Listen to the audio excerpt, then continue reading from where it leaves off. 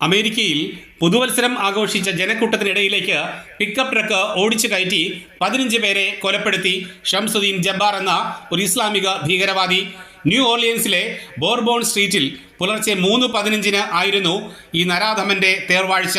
20-ലധികം ആളുകൾക്ക് സാരമായി പരിക്കേറ്റു. കഴിയുന്നത്ര ആളുകളെ കൊല്ലാൻ ആയിരുന്നു ഈ ISIS ഭീകരന്റെ ലക്ഷ്യം. അമേരിക്കയിലെ ടെക്സസുകാരനായ ഇയാൾ US ആർമിയിലും സേവനം അനുഷ്ഠിച്ചിട്ടുണ്ട്.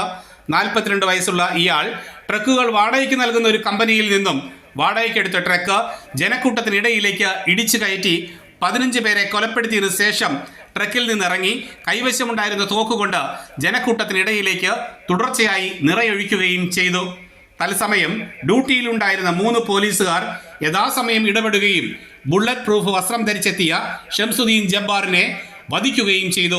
ഇതേ ദിവസം തന്നെ ലാസ് വെഗാസിലെ ഒരു ട്രംപ് ടവർ ഹോട്ടലിന് സമീപം മറ്റൊരു ട്രക്കിൽ സ്ഫോടനം നടന്ന് 7 പേർക്ക് പരിക്കേറ്റു.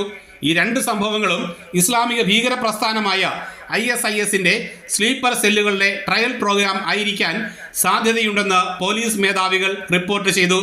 ഈ 2 സംഭവങ്ങളിലും ഉള്ള ഒരു തീവ്രവാദ ബന്ധം സംബന്ധിച്ച് FBI അന്വേഷണം ആരംഭിച്ചു.